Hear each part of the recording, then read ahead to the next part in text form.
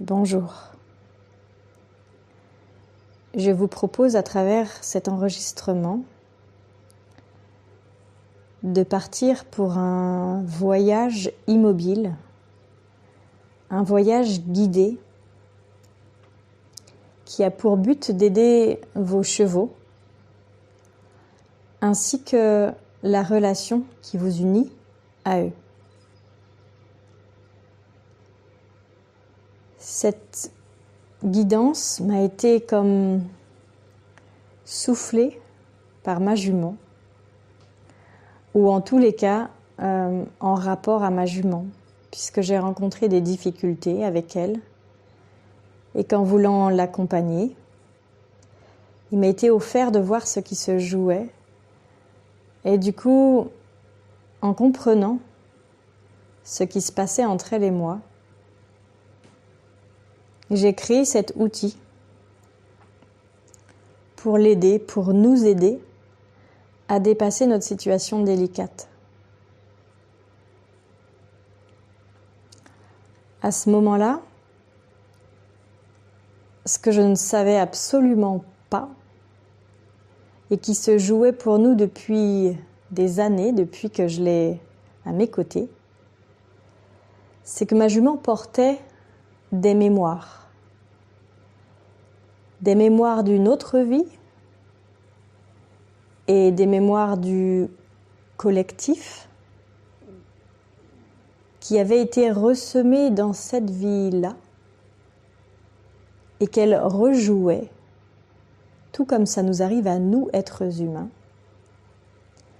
pour qu'on puisse les voir et donc trouver le moyen de s'en libérer.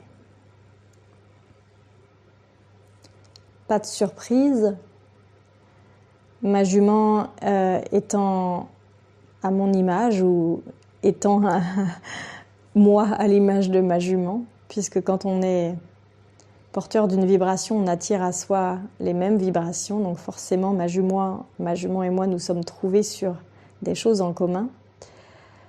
Elle porte en elle, comme beaucoup d'êtres vivants,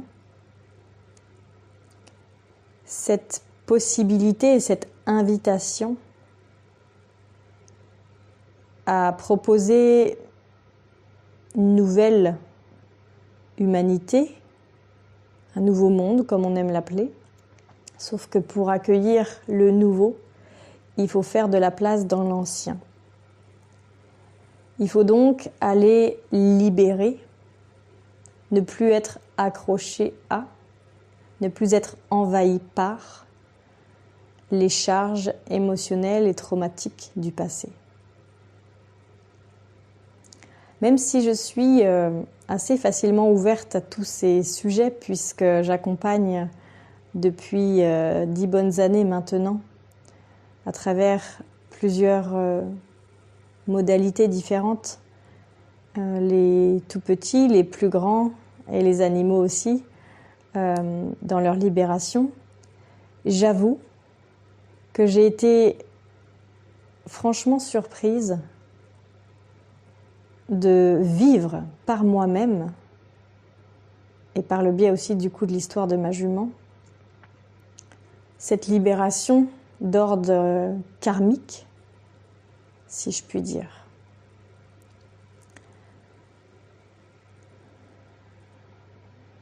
Et du coup, j'aimerais vous faire profiter de cet outil afin que les personnes qui rencontrent peut-être des difficultés comme les miennes puissent trouver une issue possible. Sachez aussi que si après ce soin, vous n'avez pas les résultats escomptés, ne perdez pas espoir.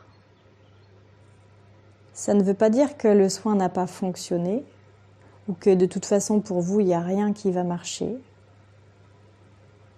Ça veut dire que vous avez emprunté un chemin, une voie, et qu'il y en a peut-être d'autres à aller voir en plus, parallèlement.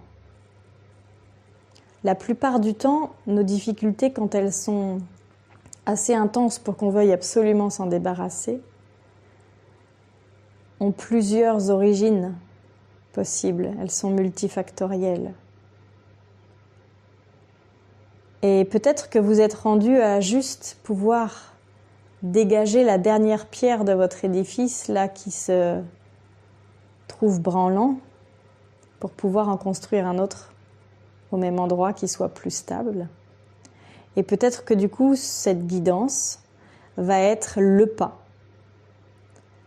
celui que vous attendiez, celui à faire pour vraiment faire comme un genre de tour de magie, que ce soit pour votre cheval ou pour votre relation.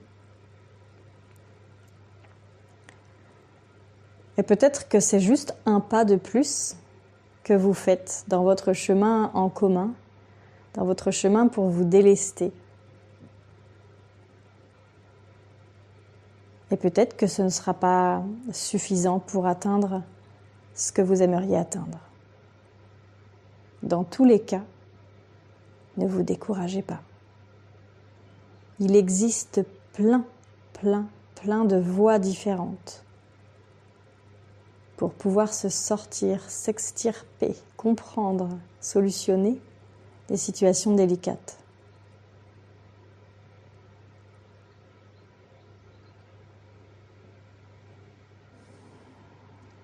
Je vais commencer par vous raconter brièvement ce qui s'est joué pour ma jument et moi-même, afin que ça puisse venir vous chercher dans des exemples propres à votre expérience personnelle et singulière, sur lesquels vous pourriez éventuellement travailler avec cette guidance à suivre. Dernièrement, j'ai vécu un événement particulier avec ma jument. Elle n'avait pas présenté ce genre de choses depuis 10 ans. Mais il y a 10 ans, c'était déjà le cas. Elle avait comme des montées émotionnelles extrêmement difficiles à accompagner, à accueillir lors de ces chaleurs. Lorsqu'il y avait une histoire de séparation, c'était à ce moment-là impossible pour elle à gérer. Et elle pouvait devenir folle, dangereuse.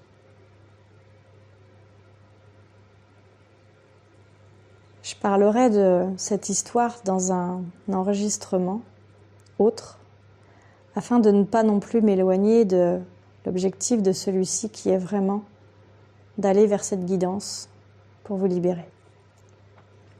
Quoi qu'il en soit, ma jument a présenté de nouveau un épisode où, à cause d'une séparation, en plein milieu de ces chaleurs, elle est devenue comme ingérable, incontrôlable, faisant peur à la personne qui était à côté d'elle, en charge de s'occuper d'elle. Et du coup, ça a généré une peur tellement forte et un inconfort que la personne m'a dit qu'elle ne pouvait plus garder ma jument, elle ne pouvait plus l'héberger. Ça a ravivé des mémoires du passé puisque, comme je vous le disais il y a 10 ans, ma jument a déjà montré ce genre de phénomène. Et même si elle continuait de le montrer régulièrement dans les dernières années, ça n'était jamais aussi fort et ça n'était jamais assez fort pour être vraiment trop envahissant.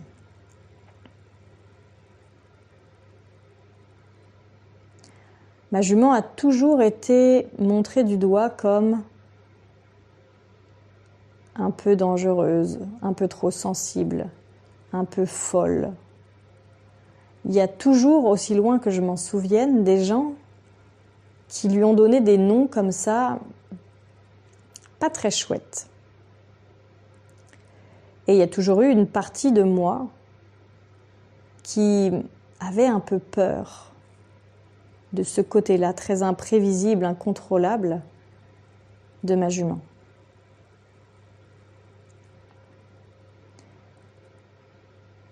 Et c'est en faisant une recherche pour une séance de cliente, une cliente qui avait travaillé sur une de ses vies antérieures, que j'ai ouvert un livre sur la psychogénéalogie que j'avais et je suis tombée par hasard sur le thème cheval. Je me suis dit, tiens, c'est un thème de psychogénéalogie, c'est un thème de transgénérationnel, cheval, je vais aller voir, ça m'a interpellée. Et à ce moment-là, alors que je lisais les premières phrases de ce thème, j'ai été transportée dans un flash où j'ai compris, et quand je dis j'ai compris, c'est pas dans la tête, c'est vraiment dans le corps, dans l'expérience. En l'espace de quelques secondes, tout ce qui s'est joué pour ma jument fut un temps. Pour ma jument et pour moi. À ce moment-là, j'ai vu que nous avions déjà été ensemble dans une autre vie. Et autant c'était quelque chose que j'avais comme information, parce que voilà, j'avais l'impression que j'y croyais tout simplement, et heureusement que j'y croyais, puisque c'est un travail que je fais très régulièrement, que ce soit pour les animaux ou pour les humains. Mais là, l'expérience dans mon corps, au niveau ressenti, était tellement forte que ça prenait une dimension totalement différente. Et j'ai alors compris que dans cette vie-là, ma jument avait été à l'origine d'un grave accident. On était un peu avant les années 1900 à peu près, de ce que j'ai pu comprendre et voir au niveau de l'environnement, des costumes. Et il s'est passé un drame. Je n'ai pas eu les images précises, mais soit ma jument était donc un cheval à ce moment-là et s'est emballée, a eu peur et du coup a créé un accident de la voiture qu'elle était en train de tirer, ou soit elle a renversé, j'ai plutôt eu la sensation que c'était ça. En s'affolant, elle a renversé une poussette qui était sur le bas-côté et du coup il y a eu un drame. Peut-être la dame qui est décédée ou son bébé ou les deux. En tout cas, il y a eu un grave accident. Et à ce moment-là, il y a eu une séparation. Une séparation d'avec la personne qui était responsable d'elle. Et je ne sais pas si moi, dans cette histoire, j'étais cette personne responsable ou si j'étais la personne, je crois que c'est plutôt là ma place, la personne qui a vécu le drame.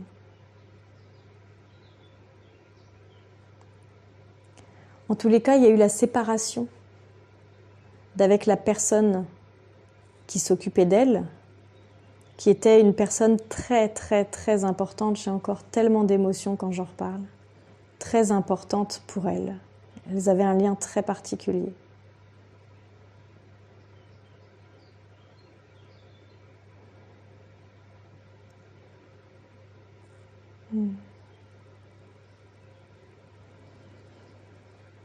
Il y a eu cette séparation parce que du coup, ce cheval ou cette jument, je ne sais pas ce qu'elle était à l'époque, a été mise à mort parce qu'on a tout simplement pensé que c'était un cheval fou, un cheval irrécupérable et qu'elle était bien trop dangereuse ou dangereux pour pouvoir servir. Et du coup, ici, la séparation est associée au danger, puisqu'elle est associée à la mort. Puisque ma jument, si c'était un cheval ou une jument, je ne sais pas, mais en tout cas, ma jument dans cette vie-là a été abattue.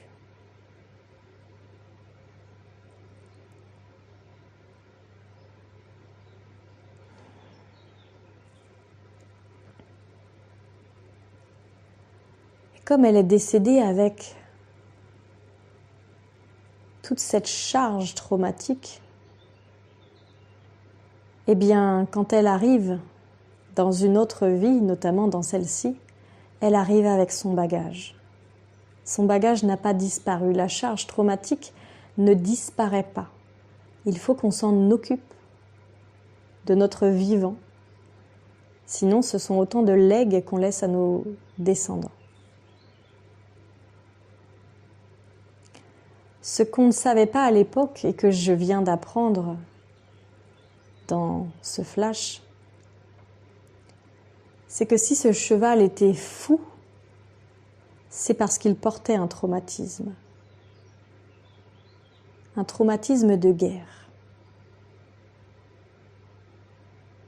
Et vous allez voir comme c'est important parce que on va s'en occuper dans la guidance, dans le soin de libération qui suit. Parce que les chevaux ont un passé collectif douloureux. Un passé au niveau des guerres qui est un bagage énorme. Beaucoup en sont porteurs. Et alors peut-être pas toutes, mais beaucoup de juments qui ont des difficultés lors de leur chaleur sont en fait comme aux proies de cette mémoire collective du cheval en danger de mort.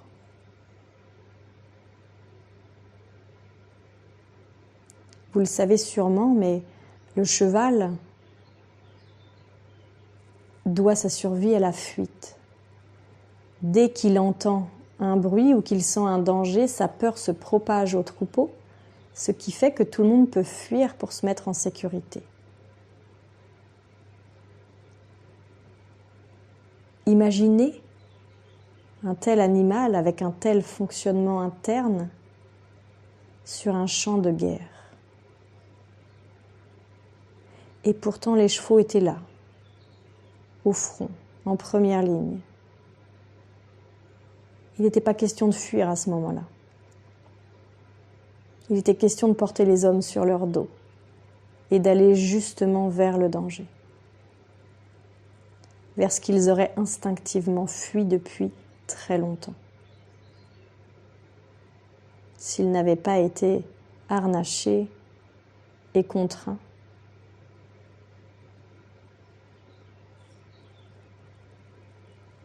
De nombreux, mais quand je dis de nombreux, c'est des milliers de chevaux ont péri, que ce soit sur les champs de bataille, que ce soit après la guerre à cause de la famine, à cause de blessures non soignées, et ceux qui sont restés en vie, comme c'était le cas pour ma jument dans cette vie,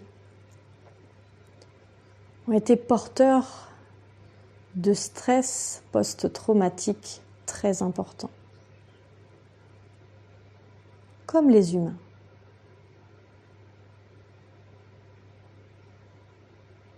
Et à ce moment-là, on ne savait pas comment les accompagner, bien entendu.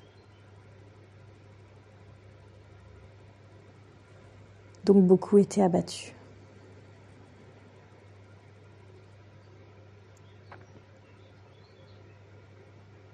Je vous invite à bien prendre soin des émotions que toute cette histoire peut générer chez vous.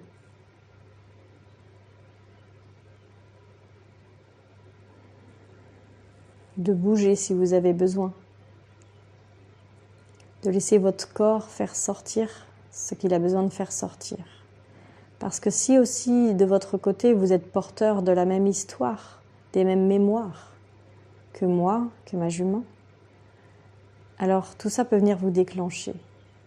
Un serrement de gorge, un nœud dans le ventre, les larmes qui veulent couler, une angoisse qui monte.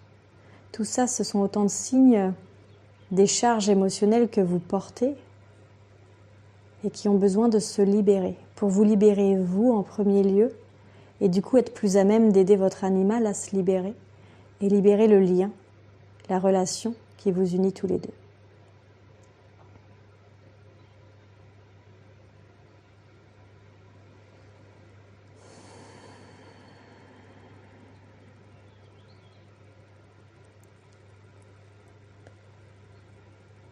Lorsque moi j'ai compris personnellement tout ça par l'expérience dans mon corps, dans mes ressentis,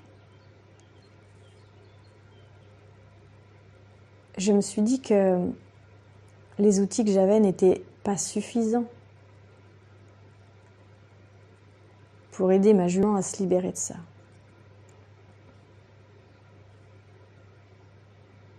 Alors je suis revenue à mon propre accompagnement, puisque pour pouvoir aider l'autre, il faut commencer par s'aider soi-même. Être le plus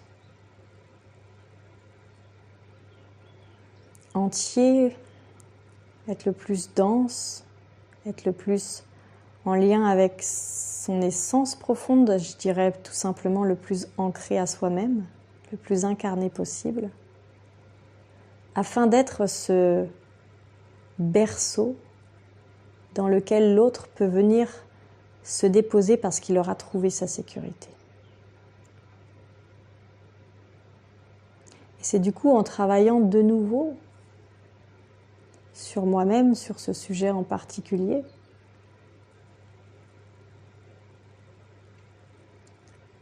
que j'ai aussi par la suite trouvé cet accompagnement-là qui m'a été soufflé, que je voudrais partager avec vous.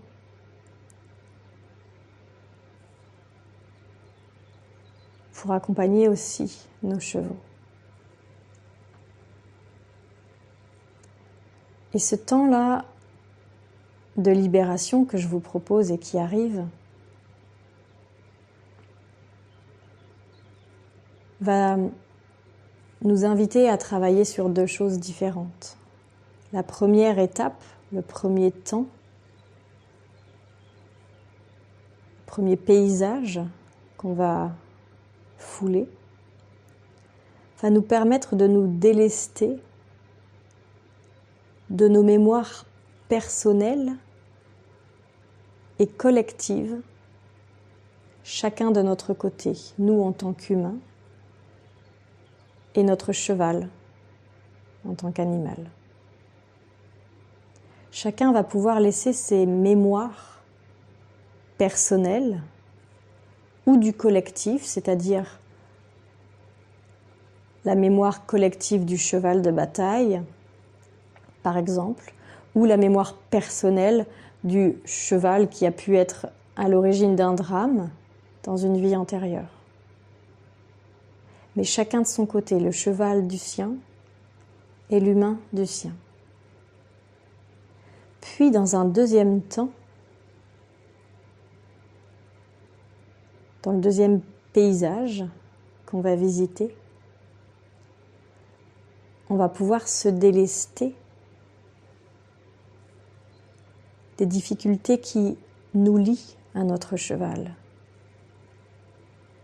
au poids qui pèse sur notre relation. Notre cheval d'aujourd'hui, évidemment, mais en lien avec les mémoires qu'on aurait en commun dans d'autres vies, dans un passé qu'on ne connaît pas.